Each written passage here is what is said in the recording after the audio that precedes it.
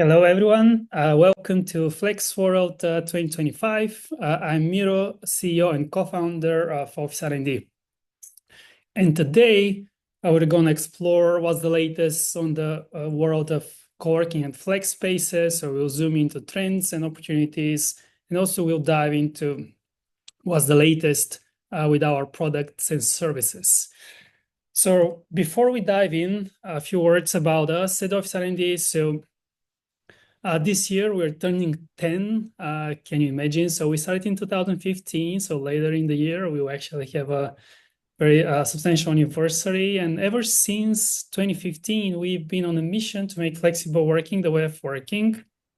Super exciting so far. We've been successfully marching through this. So currently we're powering more than 3,000 co-working and flex locations around the world. So more than 500,000 members. And we're a pretty substantial team, split between many offices around the globe. We've raised some good funding from prominent investors, again, globally. And also we serve a very wide customer base around the world. Now, that's very briefly about OfficeRnD. So let's dive in. This year, we're marking the 5th year of absolute and total business chaos. So ever since the pandemic started, I don't know if you still remember these days in 2020, things changed dramatically, and we've been on a roller coaster of things that are hitting us from left and right. Literally after the pandemic, most governments around the world started printing money, throwing helicopter money at us. And so that led to basically completely devaluing the money. So zero interest rates, money were cheap. Everyone was growing and doing crazy things around the world. That, of course, led us to hyperinflation. So another interesting challenge to deal with, because that also led us to high interest rates. So from zero interest rates, we jumped into high interest rates. So all sorts of loans and whatnot completely dried up. So basically, funding for businesses became extremely difficult. Then we had very unfortunate things continue to happen around the world. So we've seen the first war in Europe for more than 50, 60 years, which was pretty obviously awful, and it still goes on, but that further created more difficult business environment for multiple reasons. Then we had some incredible advancements on the AI, but again, AI is phenomenal progress for the humanity, but also a real interesting challenge and a threat to so many positions and things that we do as humans. So AI will eventually replace a lot of the things that we do in the future. So that's another interesting uncertainty that's causing a lot of stress around the world. And last but not least, recently we're seeing the tariff war and the trade wars. So things that aren't helping the global economy. In fact, it's making everything worse. And overall making it a lot more unpredictable and uncertain. So we don't know what's coming next. A lot of people are expecting that we'll be actually in recession this year. Other people are even more pessimistic that in the near future we may see depression, which is like a recession on steroids, so a lot worse than a recession. Obviously, we hope that we are not gonna see that, but typically if the trade wars go on and we don't see good progress and settlements on this front, we may actually see that happening. But I mean, we can't do much as business leaders. What we can do though is to go forward, and we have to do business in this uncertainty. It's pretty big. It's all around us, everywhere. It touches every single aspect of businesses, including co-working, including software, including all sorts of things. But that also is an opportunity. So overall, when things are hard, or we expect things to be hard, and we're kind of navigating in uncharted waters, there are a few things that we can do uh, to be more successful. Generally speaking, the first one is to focus on the True North Star and the core offering that we are doing. So I had the incredible opportunity this morning, actually, to have a meeting with Jeff Hoffman, who is the CEO founder of Priceline.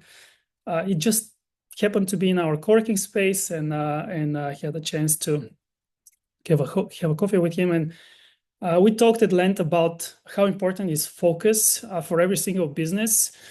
It's very hard to do one thing, especially as entrepreneurs. We always try to do many things, and we see opportunities, we want to do more. But it's always better to actually do less and focus on what really matters. And that's typically your core product offering. So when times are difficult, try to work and put every single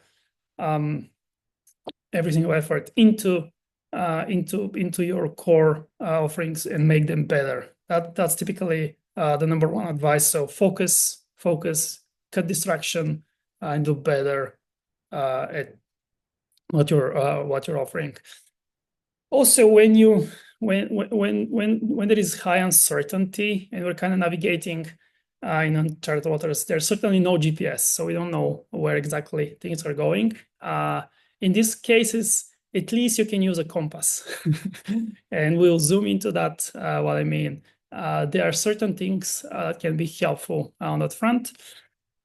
And last but not least, remember that all economic challenges actually create opportunities. So don't forget that co-working spaces started, or in the current form of co-working, started in 2008. So essentially, in the global crisis, we saw co-working spaces actually been born. So that's incredible. And also I've talked to so many operators that actually been doing serviced offices before that. So they've seen the dot-com bubble and so many other recessions, and co-working spaces and flexible workspaces can thrive in throughout recessions and difficult times. So remember that uncertainty always opens new opportunities. So be open-minded. So what I can say that if when you don't know how things will work, essentially you can use benchmarking as a compass. So benchmarking basically means to learn from the best to improve yourself. That typically goes through, first of all, measure your own performance, and you can benchmark using all sorts of KPIs, things that you care about, your true North Star. But overall, there are certain business metrics that you can use for benchmarking. Then the second point usually is to compare against others. These might be competitors, leaders, or basically standard kind of metrics. Then after that, you can analyze the gaps, if there are any, the differences. Are you doing better than the benchmarks or worse? If you do worse, you can start brainstorming ideas, change process, and build strategies to close the gaps. So, of course, if you do better, you can open a beer or pop a glass of wine to celebrate it. But overall, benchmarking is very helpful, especially at times when there is high uncertainty around us. Having said that, we just released the updated FlexIndex. Some of you may remember we started the FlexIndex back in 2020 when COVID was raging, and we were hoping that with relying on on a lot of data, we can actually see how things are recovering from the post-COVID world. We're now reviving the FlexIndex, and it basically is now actually a lot better. We're just releasing a report based on a ton of anonymized data that essentially is tracking few different 5 KPIs across 4 different regions. So we cover the world in Americas, EMEA, and APAC, and then there is the global, basically aggregated view. And then the 5 KPIs that we've put in the report are revenue occupancy, desk occupancy, office occupancy, RevPAT, and RevPOT, which basically means revenue per available desk and revenue per occupied desk. As you can see, actually the last 4-5 quarters been pretty good and solid in general for the world of co-working and flex.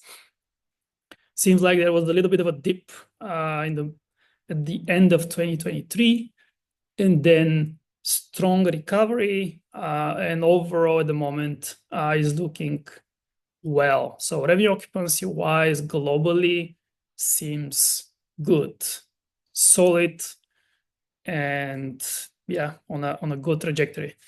We'll monitor this. We'll see how it goes. You can go ahead and download the report at OfficeRnD.com/FlexIndex and see the different regions. Actually, there are pretty interesting differences between the regions. So some regions are actually doing better than the others. So I just put here a few more examples from the EMEA region in particularly. So revenue occupancy actually doing very well in EMEA. Again, going to 75%, which is very, very good. That basically means that most co-working spaces are more or less occupied at more than 85% or so, with some discounts, of course. So revenue occupancy basically takes into account the full potential of your space versus the revenue that's making. So that's your revenue occupancy. And overall, it's looking fine across the board. Then you can also see how the revenue per available desk is tracking, as well as how the revenue per occupied desk. The differences overall, you can guess what this means. But it's actually pretty exciting to see that at least in EMEA, the price per desk is growing and is getting higher. So that's good. I don't know if we compare this to inflation, what will happen? But certainly we do not take inflation into account. So if you want to do that, that's going to be an exercise on your own. But currently, that doesn't take inflation into account. So that's basically the price as is. In this particular case, denominated in euro, but in other regions, it will be in different currencies. So again, if you want to zoom into FlexIndex, go ahead and have a look. Also, to make it even more exciting, we just launched our benchmarking solution inside of OfficeRnD. We've been working on this for quite some time. Probably, I don't know if that's probably the fourth Flex for all that I'm talking about benchmarking, but I'm that excited about data. I do believe data is the key to make this industry better. So we'll keep on pushing on this front until hopefully it's great. So we're launching a benchmark inside of the product so that you can actually compare your own performance against the FlexIndex. These are just some random numbers here, so don't pay too much attention. But again, you see the standard KPIs that you see inside of OfficeRnD compared to your region. In the future, we want to be, of course, go deeper and allow you to compare against country or maybe even smaller geos. That, of course, depend on so many things, and I don't want to zoom into too much details. But overall, we believe that benchmarking can be very helpful especially at difficult times, especially when you want to see how things are moving as an industry and as a whole. If you see something that's concerning you, it's always better when you can see if that's something wrong with you and your operations, or something that's affecting entire regions or globally. So if you're interested to join the beta, reach out to our support team and we'll make sure to enable. We're currently starting only in 4 countries, the United States, UK, Canada, and Australia, but every country will be available very soon. So we're working on introducing benchmarks to the entire customer base. I hope you're all excited as much as I am. And now I would like to invite Andy from Runway East to talk a little bit more about another benchmarking project, which I'm particularly a huge fan of, the Workspace Intelligence Network in the UK. Hey, Andy, can you hear me? Hey, Miro. Yeah. Great. So welcome on board. Yeah, it'd be awesome if you can very quickly introduce yourself and tell us a little bit more about Win. Yeah, sure. Nice to see you all. I'm Andy. I'm the CFO here at Runway East. I've been in the sector for about 8 years or so now. And I'll get straight on to Win. Win is a group of flexible operators who are working collaboratively to solve one of the industry's biggest challenges, which is data, as Mira is just touching on there. And our goal is to improve benchmarking, insights, and decision-making across the whole sector by sharing key performance data. Awesome. So why did you start Win, and when was that actually, and what's the current traction of Win? So we've been running for about 9 months now. We have been primarily focused in London, but increasingly we're growing out to other cities in the UK. We have about 250 locations currently contributing to our data set at the moment. And the reason I guess we started it was because we all recognized that our industry suffers from a real lack of credible data. And we felt like we as operators were best placed to solve it because we're holding all of that data. Yes, totally agree. And in your opinion, what, or overall, like what's the future of Win? Where you wanna see it go? I think other sectors have done a really good job of professionalizing themselves as sectors and creating standardized performance metrics and a shared understanding of how we talk about the industry as a whole. We see Win as a conduit for doing the same for the flex workspace industry. And I guess it'd be really great if we got to the point where we were effectively the STR equivalent for flex. I love that. Yes, we definitely need that in the industry. And do you think that this will help mostly on the operations side, or maybe on investment side, or overall, what's your personal opinion on where benchmarking is mostly helpful for you as an operator? Yeah, I think it's both. So as an operator, it's really helpful to have reliable benchmarks that are meaningful and you can compare your own performance to. The sector has a lot of different pricing models, pricing strategies at play, which make it really hard to compare headline rates to one another and understand how you're performing. What we're doing with Win is trying to standardize all of that to get a reliable metric that you can then benchmark yourself against. Yeah. So as operators, it's incredibly useful because you just know how you're performing. It helps you with underwrites. We have members of the group that have already started incorporating the data and insights into their own board reporting. So it's been really useful for members in their day-to-day operations. But as you touched on, it's obviously going to be really key for the sector as a whole. One of the big challenges in the sector has been liquidity generally. and investors being cautious about investing in Flex. And that's kind of two parts. One, that there's not a particularly established history of Flex deals, but also that the data is so poorly captured and understood by landlords, investors, and even ourselves as operators. So we believe that if we create a shared and better understanding of the industry, that's going to be good for the industry as a whole and good for operators individually. Yeah, I totally agree. And also you can now see the quote from Nikki, CEO at OSIT, how important is data again for access to capital and operations and whatnot.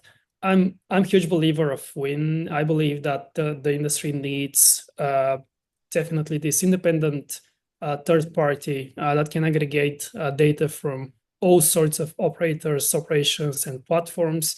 Obviously, we do benchmarking and we try to aggregate and anonymize the data from our customers, but that's one piece of the entire world, and we need someone like Win to aggregate everything else, and also I mean that's it's always going to be deeper, different, etc. So there are many benefits for the entire industry to see you successful, because at the end of the day, we as an industry need to bring confidence in investors and landlords, which always happens through more data. So we're huge fans of Win. We'll try to help, and hopefully at some points we also see the Win benchmarking in product, because this will be just nicer and easier for everyone, and also go towards standardization. The more standards, the better again for everyone, cross platforms, cross operators. It's good. It helps. It helps the industry. It helps everyone involved. Yeah, definitely. Yeah. Thank you so much for dialing in. Appreciate your help, and thanks for having me. Yeah, good luck with the Win for all customers and everyone. FlexWorld, go ahead and sign up for Win. It's awesome. Thank you very much. And moving on, we touched upon that. Obviously, we there is plenty of uncertainty in front of us, but again, there are plenty of opportunities that are also in front of us. So let's talk about growth a little bit now. And so I already mentioned that co-working spaces thrive in uncertainty. You can even go ahead and ask ChatGPT about that. What happens with the industry in uncertainty? Typically, co-working spaces thrive. So hopefully, we'll see that in the FlexIndex as well, and we'll see revenue occupancy and all sorts of other metrics go up and to the right, including revenue per desk and whatnot. And there are multiple reasons for that. So first of all, more companies in general, when there is high uncertainty, will try everything to avoid long-term leases. So inevitably, more companies will lean into flexible workplaces because they also want to optimize costs too. In almost 9 out of 10 companies will be better off in flex spaces versus leasing their own traditional offices. So there is certainly a cost optimization. Many companies will also continue adopting remote or hybrid or any form of these, which typically benefit, again, co-working spaces, depending on the type of products you offer, but especially meeting spaces, event spaces, day passes. So more transactional products are also on the rise because of the adoption of remote and hybrid workplace models. Typically, also in uncertainty, most companies will look for also quality spaces. That always happens because when you move, for example, from a traditional in your own office to a flex co-working space, you still need to ensure super high quality workplace. There is no way around that. So overall, invest in your products and improve the quality. That always pays off. And last but not least, in travel uncertainty, entrepreneurship and freelancing is always on the rise. That's why, by the way, co-working spaces started in 2008. That was because so many people were out of jobs and they had to become entrepreneurs, or they were forced to become freelancers. And then they needed an office that's also so affordable and accessible. And it obviously there's community and all that, but also the first thing was actually you're out of job and you need an office that's affordable. So that's how co-working spaces started. So we'll see a lot more of that in the future, especially around AI. AI on its own is a massive opportunity. So much investment going on there. So many awesome companies and entrepreneurs and freelancers doing amazing things in AI. So if you can position your space in front of these folks, is only an upside. So huge. I can't even put on a chart the amount of investment that goes into AI. So it's out of the charts. So try to capture this. There are certainly so many companies on that front doing really well. But of course, not all co-working spaces will benefit equally. First thing to look again, quality of the product. We touched upon that. But certainly location, always first thing. So we cannot go around that. Professionally managed, really high quality, real community. These are the spaces that will benefit the most. Also be careful with relying heavily on one type of a customer. Diversity always helps. So variety of customers, variety of products. Of course, you need an ICP, ideal customer profile. You need to be aware of that. But if you have massive exposure to big corporate clients, this may be an issue.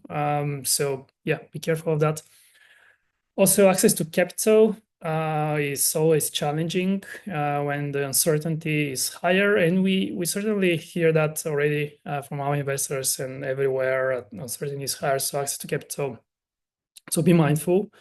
Because in the near future that might be challenging. And last but not least, spaces using the best-in-class technology are always better positioned. That also goes to focus, know what you're really good at, and double down on that. Know that what type of a business you are and do what you're best, which most co-working spaces are hospitality businesses. So you should be a hospitality business. It's rare that you should do your own technology. You can definitely rely on partners like us and the other guys that are doing great job to provide best-in-class technology. So overall, macroeconomic uncertainty is a tailwind for Flex and co-working spaces who are smart and taking these opportunities. Having said that, we talked a lot about this release on our site of our new product called OfficeRnD Growth Hub. That essentially is an e-commerce platform that's fully embeddable in your website, which is very different. So instead of navigating to what we used to do before, like checkout pages and things, you can fully embed an e-commerce storefront inside of your own website, making the whole experience very seamless, smooth, and awesome. That thing performs 3, 4, 5 times better, literally, than the previous version of our tools. So highly recommended, especially now, especially again in uncertainty. There is so much utilization and need for true flexible spaces, meeting rooms, day passes, private offices, day offices, all sorts of things. So go ahead and have a look. There's so many benefits for this product. So there is only upside on that front. We have huge plans, of course, for this product this year and in the future. Things that we're hugely excited about. In particular, some of these are already developed, but overall, dynamic pricing is super exciting. Again, back to a little bit of the data and the benchmarking. We can rely on heavy data to also come up with the best dynamic pricing options, not simply rule-based pricing, which is not the most useful in general. Like, obviously, okay, discount on Friday is nice, but there is so much more that can be done on that front. You're hugely invested in analytics on that front as well. So we wrote with the first release Google Analytics real deep Google Analytics integration that's been performing very well for all customers. It's basically giving you full visibility on your funnel. And the more you see success, the more you can invest on marketing and the more you can make out of it. So plenty of upside on this front. Also in the future, we definitely want to, and we're already working on some of these things, quite deep integration with all sorts of other places where people are actually booking directly in Google Maps and Apple Maps and the other maps, AI integrations, and all sorts of other places where people are now consuming products and services. So we want you to be everywhere where people are. We talked at length about Growth Hub, so I'm not gonna zoom in too deep here, but it's definitely something to zoom in, explore, and equip yourself for basically selling more and growing your business faster throughout uncertainty. And now we're going to zoom into the product improvements and platform improvements we are making in the upcoming future. So plenty of exciting things across the board. So just a quick reminder, we split our product into multiple products, becoming a real platform.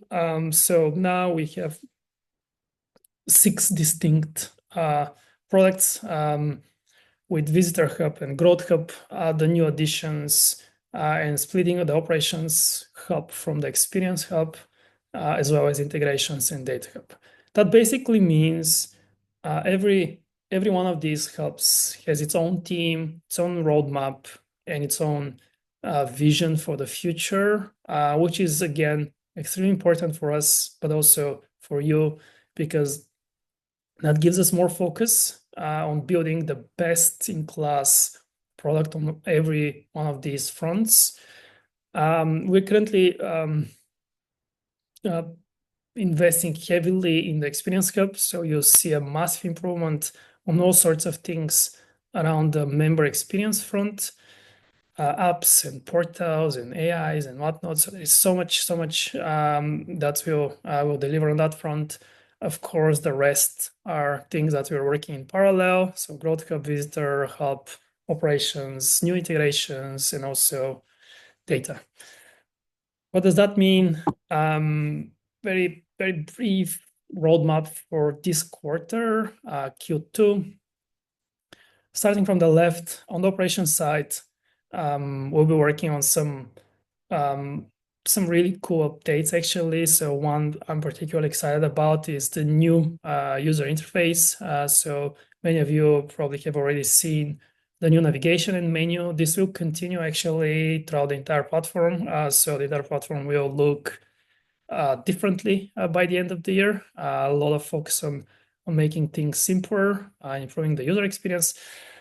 Another big one is bulk pricing updates with inflation and whatnot. So I know that you all have to adjust prices regularly, and it's not very easy at the moment. So we are making big improvements on that front. Hopefully, I will simplify the process and make it, 100 times easier. Another area that we are just launching is called flexible areas. That's a big advancement for the day pass users and overall hot desking day passes. That's been an area that I'd say, didn't have a great solution before, but with the flexible areas, we made a massive improvement. So it's going to be available very soon. Have a look. It's completely changing the way day passes and hot desks are used, so much easier and better in general. And moving on, the first thing on the Experience Hub that we'll do is actually how you communicate with your members. I know that sounds simple, but it's deeper. So essentially, we are introducing an advanced communication or email composer where you'll be able to schedule sending, targeted delivery, and all sorts of other cool things. Think of it as a very kind of newsletter-like experience for members. That's just the beginning, but the Experience Hub I mentioned, you'll see a ton of improvements this year because the team that we assembled there, it's pretty impressive. On the Visitor Hub, we'll continue innovating there and enhancing the visitor experience with all sorts of customization options. And moving on the integrations front, the two big focus areas for this quarter, HubSpot again.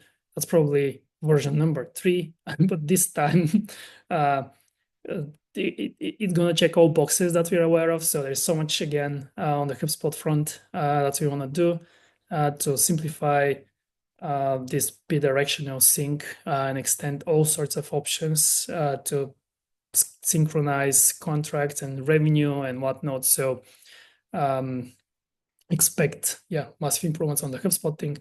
Very new integration with Sage. We'll actually highlight this in a moment. So very exciting integration on that front, graduating and introducing a very awesome accounting integration.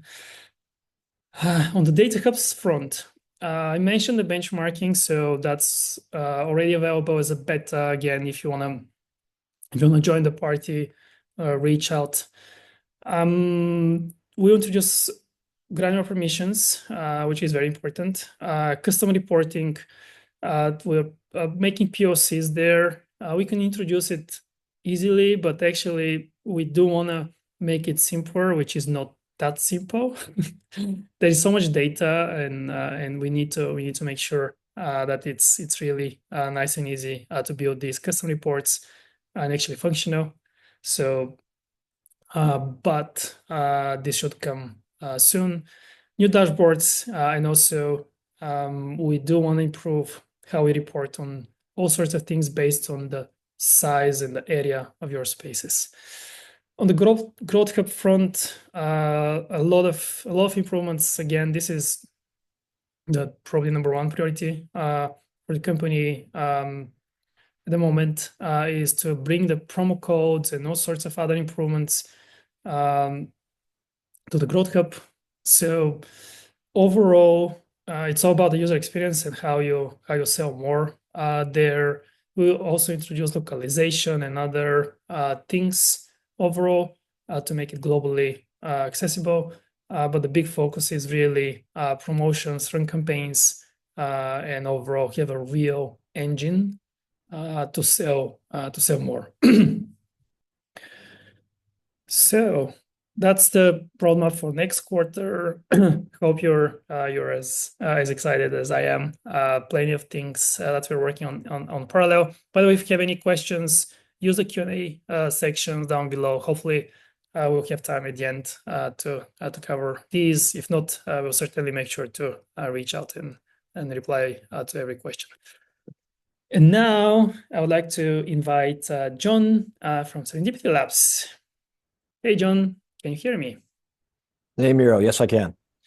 It's awesome. Welcome on board. So it'd be amazing if you can, quickly introduce yourself. Yep. Hi, everyone. First, I just want to say thanks, Miro and OfficeRnD, for inviting me to be a speaker here at FlexWorld 2025. My name is John Murphy. I'm the finance manager here at Serendipity Labs. I've been working here for 4 years, so that's 4 years of exposure to the industry, learning a lot along the way. At Serendipity Labs, we've been around for about 15 years, Wow. with 26 locations operating today, 3 in the UK, 23 in the US. And I'm excited to share that our newest location is set to open its doors in sunny Costa Mesa, California in July. That's amazing, John. Congrats on the success with Serendipity. It's an incredible brand and one of the real OGs in the industry. So um, let's zoom into this interesting topic, which I know it sounds funny, but actually it's very interesting topic for the audience and all core-working operators. So tell us a little bit more about Sage. Like, what's been your journey with Sage at Serendipity? Why did you pick Sage, and overall anything on that front? Yeah, sure. So truthfully, when I started here at Serendipity Labs, Sage was already the ERP system of choice. I do know that we migrated over from a system similar called MotionSoft. But I've been living in Sage Intacct for the last 4 years, so I can highlight a few of the pros or the strengths of the system now. And I've broken them down into four that I think will be the most relatable to the audience and to potentially smaller operators, but truthfully operators of all size. Mhm. So number one is the the consolidated reporting. Yeah. You can pull financial reports for any of your locations or all of your locations with one click of a button. That's something that we've grown to rely extremely heavily on. Of course, having a larger portfolio of locations, we want to be able to cut them up into specific regions, whether it's geographic or perhaps based on market segment, and look at how they're performing, so that the decision makers have that data at their fingertips at will. Yeah. So that's number one. And number two, I would say, is the intercompany functionality. So specifically for the accountants in the crowd, a relevant example might be if you run a marketing campaign and you pay out of one account, but that marketing campaign is going to benefit either all of your locations or a subset of your locations, you can easily allocate the expense accordingly without having to worry about 10 journal entries. And I'm hoping some of the accountants are nodding along and can appreciate that, because we want to eliminate manual work as much as we can while still ensuring accuracy. Yeah. And last but not least, it's just got a very robust, as I mentioned, reporting system, but also permission system, very similar to what OfficeRnD has rolled out with role-based permission and specific location access for all your users. Yeah, that's important. So I think you actually touched upon the benefits over simple accounting solutions like QuickBooks Online and Xero. So most people using these suffer from the fact that you cannot consolidate your accounts, and including us, we use Xero, and that's super painful every single month to consolidate 4 or 5 different companies with different operating in different currencies. That consolidation is beautiful and very manual.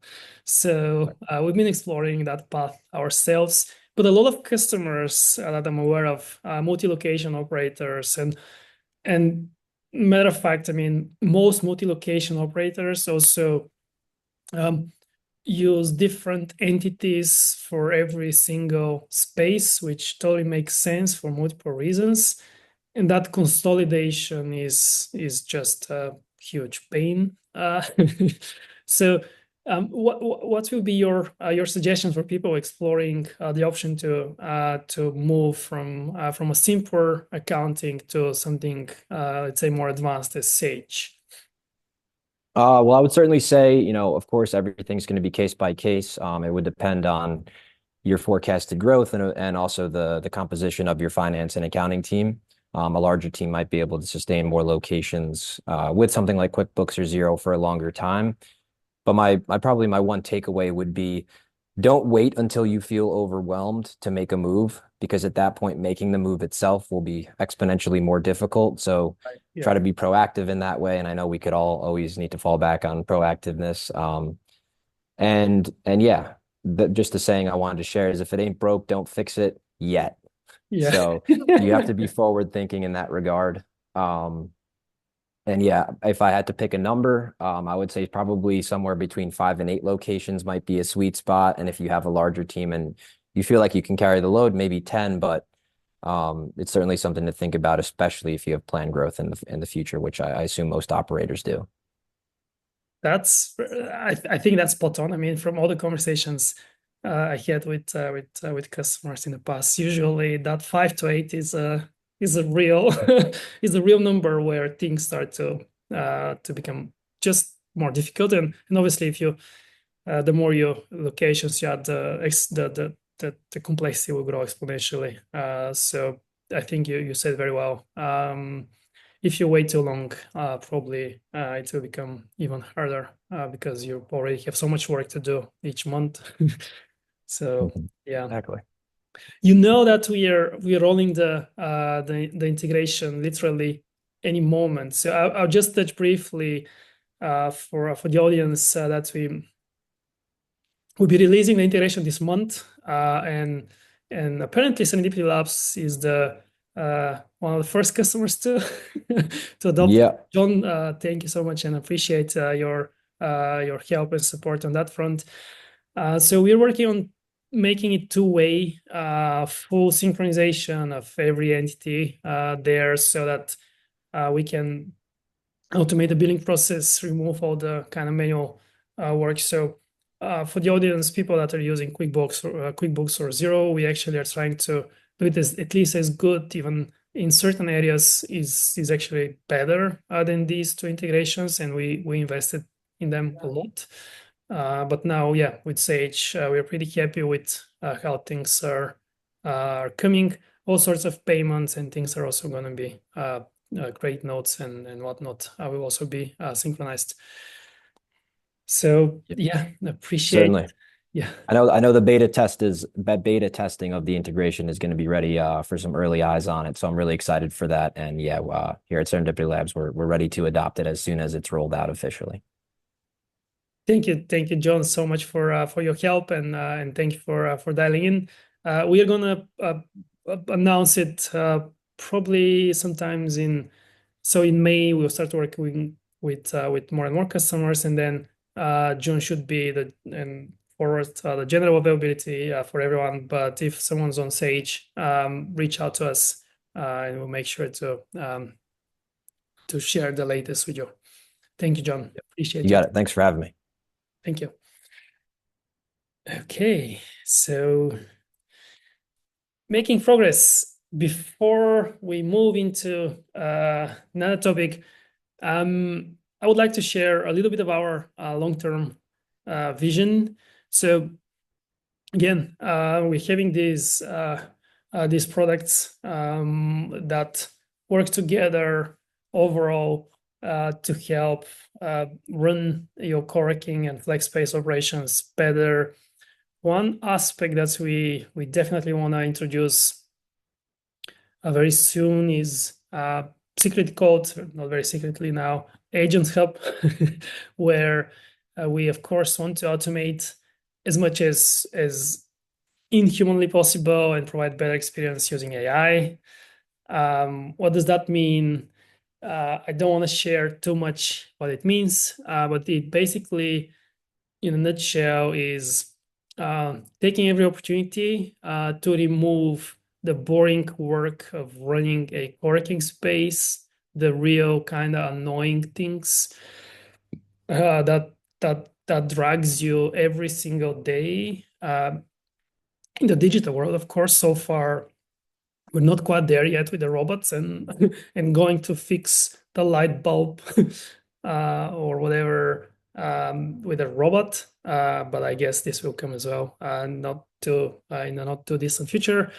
But certainly, we are going in a direction where you should be able to create an agent to help you as a community manager, to help you as a finance manager or operations manager or center manager, and remove the boring tasks and be your right-hand AI, right-hand man, to take care of all sorts of tasks that you currently do. Manual entry of things here and there in other systems and all sorts in the OfficeRnD system or whatever. So many things can actually be fully improved on that front. Of course, on the sales, and we'll zoom into that in a moment on the AI panel with two gentlemen working on the sales front, but we do want to integrate with these AI technologies so that we also can see you doing sales better and using AI to sell more across the board. So plenty of opportunity on that front. It definitely is part of our vision, and you will see a lot of interesting things happening on that front. So stay tuned. And yeah, that's all I had for today. Thank you for dialing in. Please stay. We're not gonna have a break, and we are gonna jump into the AI panel. Let's see first if we have any questions, though. So if you have any questions, you can use the Q&A section or the chat. So integration with HubSpot will be amazing, especially for contract renewal. Yes, that's coming. Just so you know. Are we gonna share the presentation? Yes, we're gonna share the presentation. So also there is one question: what does the cross communication of each hub's dev team look like? How frequently do they communicate with one another to ensure each hub is seamlessly working together on OfficeRnD? Well, that's a really good question. It's not an easy task, to be honest. Having each hub being an independent team has so many benefits and also some challenges. So what I can say is we're doing something called a big room planning, where basically the entire R&D team, all product managers, designers, developers, QAs, everyone's in a big room planning the quarter, so that we ensure every single hub is seamlessly working with the other hubs. Sounds easier, but yeah, it's so far it's working, and that's how we do it.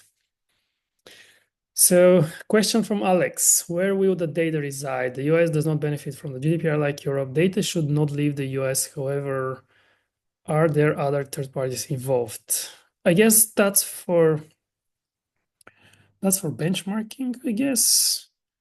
Yeah, overall, yeah, we're super careful, of course, with the data. We have all the compliance needed for GDPR and SOC 2 Type 2 for the US and ISO 27001. So basically, yeah, we have a sophisticated data management. I cannot answer that question, but it's somewhere in the TNCs. So yield management requires data and elasticity models. Where is the pricing data coming from? So currently, specifically for the dynamic pricing, I cannot share too much at this point. So there are different sources, obviously, of data. One option is to use the anonymized data that's in the system already, and we're exploring that path, obviously for the benefit of everyone. So there is market data that so far there is no good source of true market data, like for example in the hospitality and other areas where you can purchase data from from the actual marketplaces, so that it's not available in our industry. So not there yet. So far, we can rely on our own data, basically from the Growth Hub as well as from the Operations Hub, fully anonymized, of course, and also introduce rule-based. Not sure if that answers the question, but that's how much I can say. I'm using information on the email automation. Is this for Flex in general or attached to an additional service? This will be in Flex in general. So the Experience Hub is part of the core offering. It's not a separate SKU, so we're not going to charge you. That's coming general availability for everyone. How will you share the presentation to all who attend? Yes, we'll share the presentation with everyone who attends. As long as you're registered, you'll be able to access it.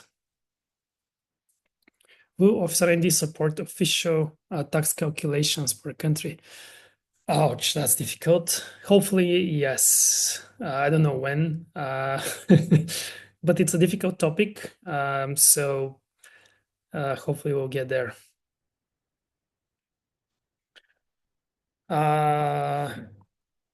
So is there a possibility to make option like copy plans to another? Also, it helps for tickets. Can we raise tickets immediately without emails? I guess that's copy plan. I'm not sure. Yeah, we'll take this offline because I'm not sure. Also, I'm not sure about the HubSpot tickets. So I'll skip that one. Any updates on the e-invoicing requirements? Yes, so e-invoicing is currently in a heavy research phase. So we should have a POC, which means proof of concept, this quarter, and general availability right after that. So big focus, and that should be available soon. I know that this e-invoicing in Europe specifically has been pushed so many times. I don't know what's the latest. Every country is different, but overall, yes, we'll make it available. So yeah, don't worry. Yeah, that was the last question, and we are right on time to go for the AI panel.